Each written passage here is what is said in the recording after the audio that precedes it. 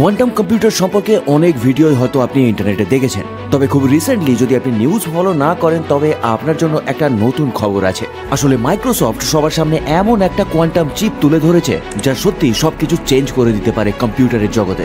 এই প্রসেসরের নাম হলো মায়োরানা 1, আর এই প্রসেসর সেই সমস্ত প্রবলেমকে সলভ করতে পারবে যা বর্তমানের সুপার কম্পিউটারের হাতের নাগালের বাইরে। মাইক্রোসফট যদি এই প্রসেসরকে আপস্কেল করতে পারে, মানে এর মধ্যে থাকা কিউবিটের সংখ্যা যদি বাড়াতে পারে, তাহলে কোয়ান্টাম কম্পিউটার সম্পর্কে আমরা যে সমস্ত জিনিস ভাবি বা আলোচনা করি সেটা রিয়েলিটি হতে মাত্র কয়েক বছরই সময় লাগবে। তাহলে চলুন একটু বোঝার চেষ্টা করা যাক যে মাইক্রোসফট অ্যাকচুয়ালি কি অ্যানাউন্স করেছে। আসলে মাইক্রোসফট একটা ফ্যান্সি ডিভাইসকে সবার সামনে রেখেছে যার নাম তারা দিয়েছে মায়োরানা 1। তবে অনেকেই একে পৃথিবীর প্রথম কোয়ান্টাম চিপ বলছে, যার মধ্যে আছে টোপোলজিক্যাল কোর আর্কিটেকচার। সাধারণ চিপেতে আমরা সেমিকন্ডাক্টর ব্যবহার করে থাকি, কিন্তু এই প্রসেসরে বা চিপের মধ্যে ব্যবহার করা হয়েছে টোপো কন্ডাক্টর।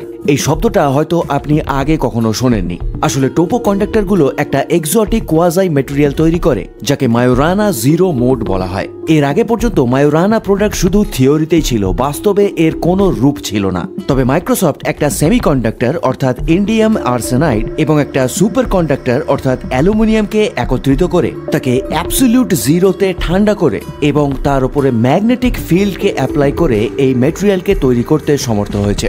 এবং এর থেকেই তারা যে পার্টিকেলটাকে তৈরি করতে পেরেছে সেটা কোয়ান্টাম কম্পিউটিং এর জন্য সবথেকে বেশি ইম্পর্টেন্ট, যা হলো কিউবিট।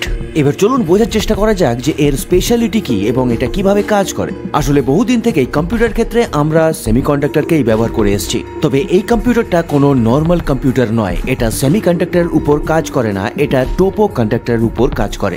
এতক্ষণ পর্যন্ত দেখার পর যদি আপনি কিছু না বুঝতে পারেন তাহলে আমি খুবই সিম্পল ভাষায় বোঝানোর চেষ্টা করছি এবং আমরা দেখব যে এই কম্পিউটার আমাদের নর্মাল মানুষের জীবনকে কিভাবে এফেক্ট করতে পারে। যদি আপনি স্কুলে কলেজে কম্পিউটার সম্পর্কে বেসিক পড়াশোনাও করে থাকেন তাহলে আপনি জানবেন যে কম্পিউটারের যে ডেটা হয় সেটা 0 এবং 1 এর কম্বিনেশন দিয়ে তৈরি হয়। আর আমরা যে কম্পিউটার ব্যবহার করি তার পুরো সিস্টেম, প্রসেসর থেকে র্যাম থেকে ক্যাশ মেমোরি থেকে সবকিছুর মধ্যেই যে প্রসেসিং ক্যালকুলেশন হয় সবই এই 0 এবং 1 এর উপর ভিত্তি করেই হয়। অতএব সেমিকন্ডাক্টরের ক্ষেত্রে মাত্র দুটো ভ্যালু হয় 0 হবে না হলে 1 হবে, মানে অন না হলে অফ। কিন্তু কোয়ান্টাম কম্পিউটারের ক্ষেত্রে 0 কিংবা 1 না হয়ে একটা কিউবিট হয়, আর ওই কিউবিটটা একই পরিস্থিতিতে 1 কিংবা 0 যে কোনো একটা হতে পারে। অতএব কিউবিট 0ও দেখাতে পারে, 1ও দেখাতে পারে। তার মানে নর্মাল যে বিট আমরা ব্যবহার করি তার থেকে কিউবিট টোটালি ডিফারেন্ট। এটা এক সময় কোনো ফিক্সড স্টেটেতে থাকে না। অতএব কিউবিটের সাহায্যে একই সাথে অনেকগুলো প্রসেসিং এর কাজ চালানো সম্ভব। যদি একটা তুলনামূলক এক্সাম্পল দিই তাহলে পৃথিবীতে যত সুপার কম্পিউটার আছে সেই সবগুলো মিলে যে কাজটা করতে পারবে না সেই কাজটার একটা কোয়ান্টাম কম্পিউটার করে ফেলার মতো ক্ষমতা রাখে। যদিও মাইক্রোসফটের যে চিপটা সম্পর্কে আমি আলোচনা করছি সেটা এত পাওয়ারফুল নয়, আর সেই জন্যই আমি প্রথমে বলেছি যে মাইক্রোসফটকে একে রিয়ালিটিতে পরিবর্তন করতে গেলে এই চিপটাকে আপস্কেল করতে হবে, মানে এর থেকেও আরো অনেক বেশি পাওয়ারফুল চিপ বানাতে হবে। তবে যদি আপনি মনে করেন যে এই প্রসেসরকে লাগিয়ে আপনি গেম খেলবেন কিংবা নিজের বাড়ির কম্পিউটারে বা ল্যাপটপে ইউজ করবেন তাহলে আপনার ধারণাটা সম্পূর্ণই ভুল। এই ধরনের চিপ বা কোয়ান্টাম কম্পিউটার অন্য ধরনের কাজের জন্য তৈরি অ্যাকচুয়ালি। আসলে কোনো নতুন কিছু আবিষ্কার করা কিংবা খুব কমপ্লেক্স প্রবলেমের সলিউশন খোঁজা এই কোয়ান্টাম কম্পিউটারগুলোর প্রাইমারি অবজেক্টিভ হবে। যেমন ধরুন এমন একটা রোগ যার চিকিৎসা এখনো আমরা আবিষ্কার করে উঠতে পারিনি, কিংবা ধরুন হঠাৎ করেই কোভিডের মতো একটা ভাইরাস চলে এলো এবং আমাদের কাছে ওই ভাইরাসের কোনো ভ্যাকসিন নেই।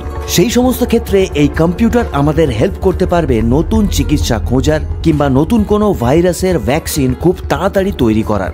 মাইক্রোসফট যে চিপটা তৈরি করেছে সেটা 8x8 কিউবিটের কম্বিনেশন, কিন্তু অ্যাকচুয়ালি তারা যে কোয়ান্টাম কম্পিউটারটা তৈরি করার পেছনে দৌড়াচ্ছে সেটা মিলিয়ন কিউবিটের কম্বিনেশন হতে চলেছে। তাহলে আপনি বুঝতে পারছেন ওই কোয়ান্টাম কম্পিউটার কতটা পাওয়ারফুল হবে। ওই কম্পিউটারের সাহায্যে আমরা যে কোনো রোগের চিকিৎসা কিংবা ঔষধ কিংবা ভ্যাকসিন কয়েক মাস কিংবা কয়েক সপ্তাহের মধ্যে আবিষ্কার করে ফেলতে পারবো।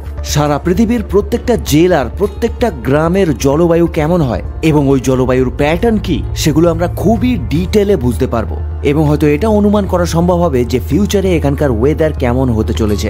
বর্তমানে যে আমরা এই ধরনের কাজ করতে পারি না এমনটা নয়, তবে এই ক্যালকুলেশন করতে সুপার কম্পিউটারেরও অনেক টাইম লেগে যায়।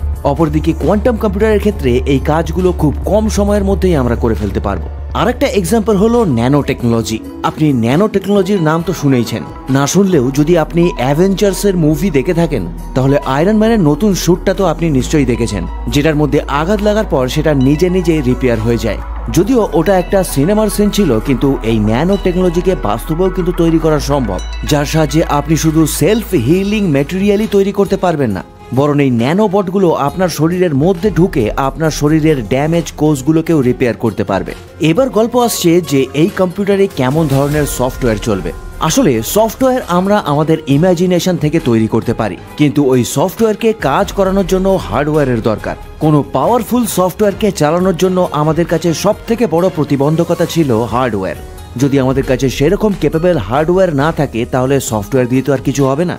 এই জন্য আপনি হয়তো দেখেছেন যে এআই ইমেজ জেনারেশনের জন্য, মানে এআই দিয়ে ইমেজ তৈরি করার জন্য আমাদের হয় খুব পাওয়ারফুল কম্পিউটারের দরকার পড়ে, তা নাহলে এই কাজগুলোকে ক্লাউডেতে করতে হয়। সুতরাং আপনি বুঝতে পারছেন যে সফটওয়্যার আপনার কাছে আছে এআই দিয়ে ইমেজ জেনারেশন করার জন্য, কিন্তু যেহেতু আপনার কাছে পাওয়ারফুল জিপিইউ কিংবা পাওয়ারফুল কম্পিউটার নেই, এই কারণে ওই সফটওয়্যারগুলোকে আপনি আপনার কম্পিউটারে চালাতে পারবেন না।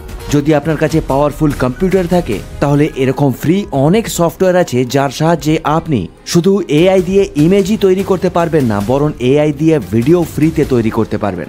অর্থাৎ মেইন জিনিস হলো হার্ডওয়্যার, আর সফটওয়্যার তো বর্তমানে এআই নিজেই তৈরি করতে পারছে। এবার একবার ভাবুন, আর্টিফিশিয়াল ইন্টেলিজেন্সের দ্বারা তৈরি সফটওয়্যার যখন কোয়ান্টাম কম্পিউটারের পাওয়ার পেয়ে যাবে তাহলে তার সাহায্যে কি কি না করা সম্ভব হতে পারে।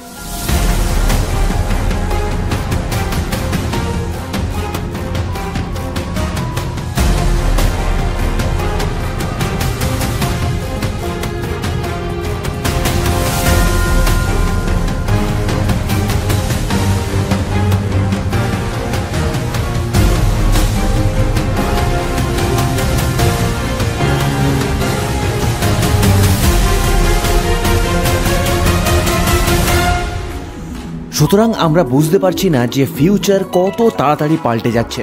মানে আপনি ভাবুন, আজ থেকে 5 বছর আগে যদি কেউ বলতো যে আপনি একটা টেক্সট লিখে দেবেন আর কম্পিউটার আপনাকে সেই টেক্সট অনুযায়ী ইমেজ তৈরি করে দেবে কিংবা একটা এইচডি কোয়ালিটির ভিডিও বানিয়ে দেবে, তাহলে তার কথাতে লোকে হেসে ফেলতো। বেশি দিন নয়, 5 বছর আগেই যদি বলতো। আর বর্তমানে দেখুন সেই সব কিছু এখন বাস্তব।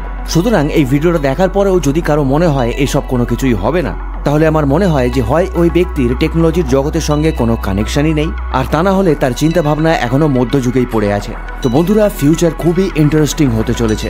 শুধু দেখার ব্যাপার হলো আমরা ওই ফিউচারের সঙ্গে কিভাবে নিজেকে অ্যাডপ্ট করতে পারি। তো বন্ধুরা, আজকে এই পর্যন্তই। আবার দেখা হবে পরের ভিডিওর সাথে। ততক্ষণের জন্য স্ক্রিনের এই ভিডিওগুলোর মধ্যে যে কোনো একটা আপনি এনজয় করতে পারেন।